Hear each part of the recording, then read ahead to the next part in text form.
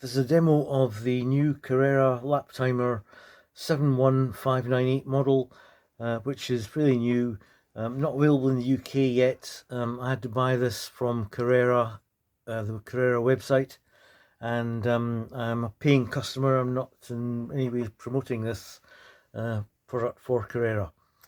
There's no financial benefit to me at all. Set up here on a fairly small oval circuit, lap time around 2.5–3 seconds, even quicker. So I'll be able to demonstrate the functions and operation of the unit. At the moment the unit is switched off. There is no actual power down arrangement for the unit. If it has batteries in it, the batteries will be live all the time, and so if you're putting this into storage or not using it for a long time, you should remove the batteries, which is good practice anyway for any battery powered unit. My earlier video unboxing the unit shows how the batteries are installed, or alternatively, as I'm doing in this case, you can use a USB power source. I'm using a USB power bank, which is the white cable that you can see coming out the side of the unit, and that's giving me the capability to run the unit essentially independent of any other power source for the cars. So here we are. I'll switch on. I mentioned in the other video that immediately the unit jumps into what they call training mode. I would call it practice mode. It's a sort of free running time session where the cars can circulate immediately once the power is on, and they'll start clocking times and clocking laps. No need to press any buttons. All you need to do is press the power button to energize the unit. So I'll do that now. Plays that sound, and as you can see, the clock is running. To get a decent image of the screen, I've had to apply a fairly strong light source at the side here. So sorry if that's a bit distracting, but so you can see the screen in the video. Clock time is running. The unit indicates the car crossing the threshold sensor with two tones. One is a sort of fairly high-pitched tone, which indicates simply that it has crossed the sensor, and that's been recorded by the unit. And the other one is there's a deeper sounding tone, which indicates that you have completed a lap that was quicker than any previous lap. So I'll just demonstrate that now with the car running around.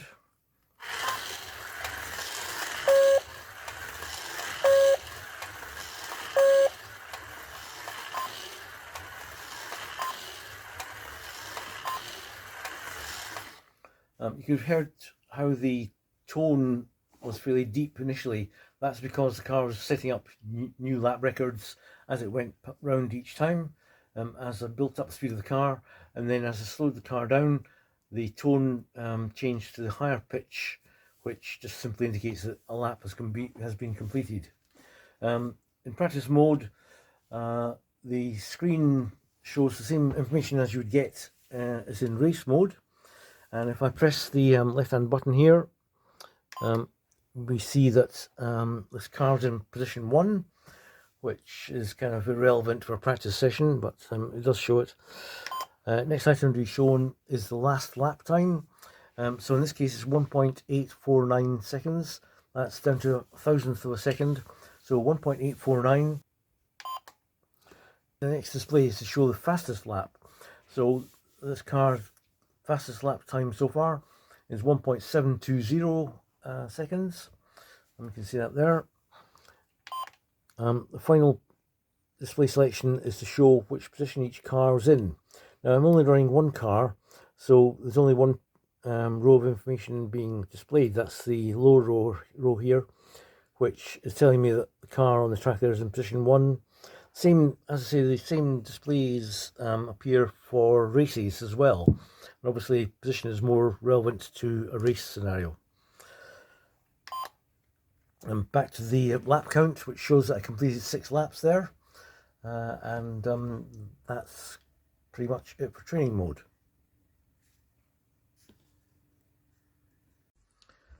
I'll show you now how to set the unit into race mode. There are two types of race available with this unit. One is the lap race, where the race is determined by the car which covers a specified number of laps in the shortest time.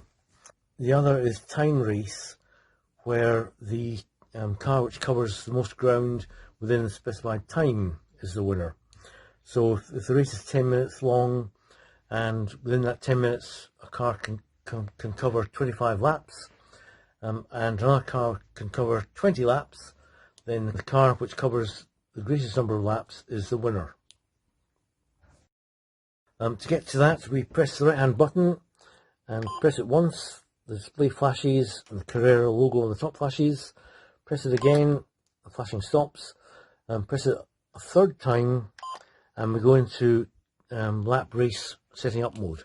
At the top of the screen here you can see lap race flashing away.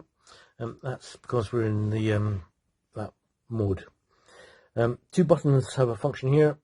This left hand one marked C and the right hand one marked S.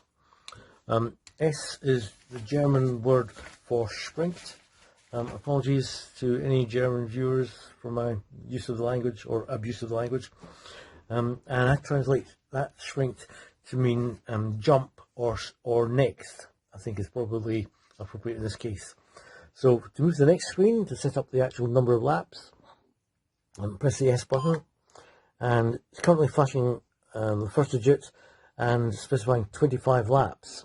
So if I want to accept that, I can just press the center button again until go through all the digits to complete that stage of the setting. I'll just press it once to show you what happens. The U button at the end here will increment the digits. So I want to go to 35 laps, 45 laps, 55, 56, 57. The button can only increment, it can't decrement the numbers. So if you want to go back to number 1, you have to go round through 0 back to 1. The next digit, same thing. Final digit, same thing. And then finish that section by pressing the S button again. Now you can see that the buttons have changed to S and F. This is where you specify the type of race you want to run. F is the Formula 1 type finish, where the car which finishes first ends the race. And the S button is kind of like normal slot car racing, where the timing continues until the last car completes the race. So the slight difference there, and it's a free choice as to which version you go for. I'm going to go for the Formula 1 type. That has the race set up, where we've got 5 zeros on the screen, and the S button I can use to start the race, or the E button I can use to cancel and go back and change the race parameters. In this case I just want to start the race, and so we'll do that. We get a countdown, the LEDs flash. You can't see the LEDs in this view, I'm afraid, but they are as they were shown on the introduction to the video. So LEDs are visible at this side and at this side, so the drivers can see them no matter where they're standing.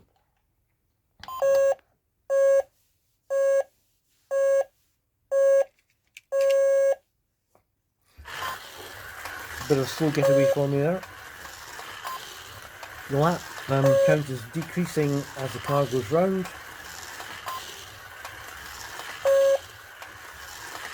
The tones change depending on how quickly I've gone.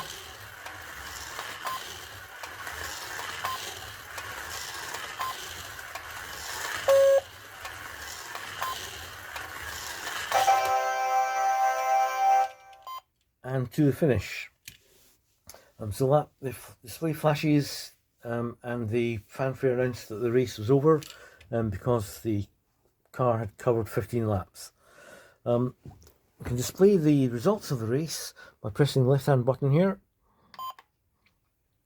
and it tells me that this car was in position 1.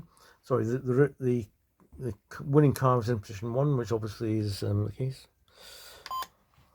The last lap time for the car on the blue lane is 1.697 seconds, timing down to the thousandth of a second.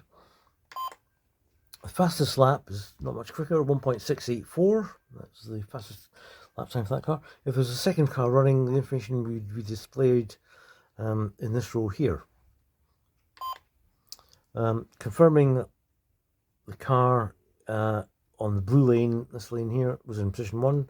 If there was a second car, it would say position 2 against that car. This is back to where we were. And so that's pretty much it for lap race. Moving on to the time race feature. This is where the race duration is specified by an amount of time. And I'll show you how to do that in a second. We're currently in training mode, and so to come out of training mode, to end the training mode session, we press the button on the right hand side once, causing the display to flash, Carrera logo to flash.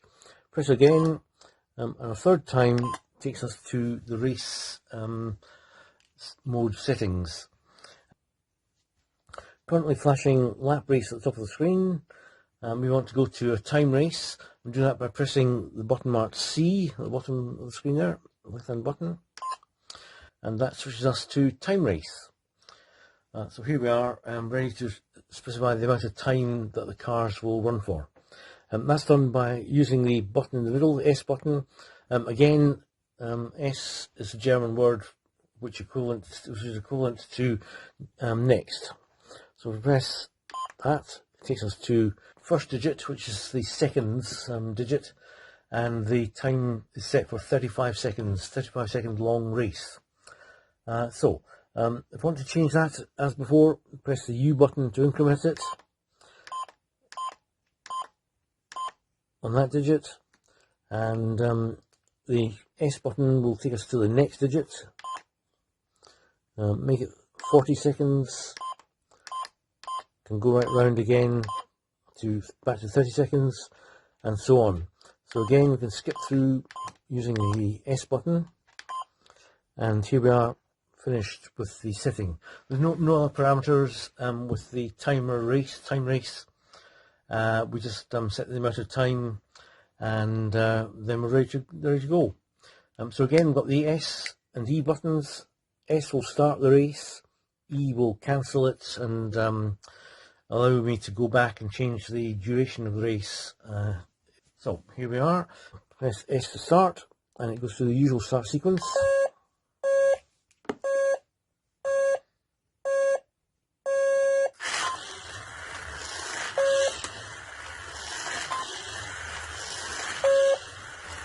I'll display the last lap time, so you can see it varying as the car goes round.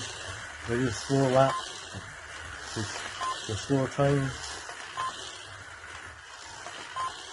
As I speed up, it records faster times. And the low tone, of course, told me that I did a quick lap. Okay, so that's the race over. As indicated by the flashing and the tone, the sound it made when the race ended there. So as before, we can go through the results of the race. Only got one car, so only the lower row of information is filled in. So last lap time for this car was 1.694 seconds. Fastest lap during the race for that car, 1.630 seconds. The position of that car was position 1. If the other car had been running, it would be in position 2. Covered 16 laps of the circuit in that time period. The time was set for 30 seconds, 30-second race, but as you can see at the top, it only actually ran for 28.998 seconds. Now, quite why the timer is doing that, I don't fully understand, but it may be that it's approximating the 30 seconds to a complete lap. Obviously, if the car is at halfway around the circuit when the 30 seconds is up, then I would have thought it should keep going till the next complete lap. But it's obviously anticipating that completed lap and just ending the race when the car has crossed the line. There we are. That's pretty much all there is to the time race aspect. I mentioned earlier the false start feature that the unit offers, and I'll demonstrate that working now. This is the business of if one of the cars crosses the start line, i.e. the sensor, before the start sequence is finished, then the system declares that as a false start. There's only one thing to do, and that is restart the race. There's no way of sort of penalising the car which jumped the start. You have to basically restart the race. And I've moved the camera so you can see the lights, the LEDs along the top of the beam here. And the race starts effectively when the countdown ends and when all the lights have gone out. So when the final tone stops and the LEDs have all gone out, that's when the cars should move away and cross the sensor, the start sensor. If you don't wait for that, then you get a false start. I'll just demonstrate that now. To go through to restart the race, of course, we need to go through the time setup again, which is a bit frustrating, but here we are. I'm quick enough to do it just by jumping through the digits and get to the finish point. Now we've got the start and cancel buttons, and so I'll press S to start and we'll get the countdown.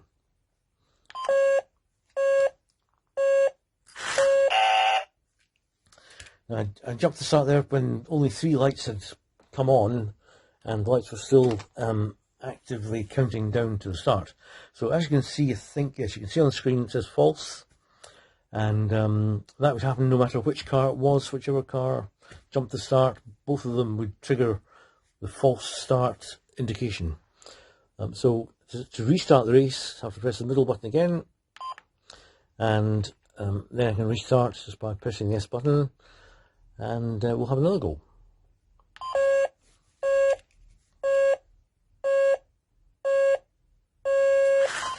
And this time I waited for the start sequence and the race commences. So that's the false start function, fairly basic.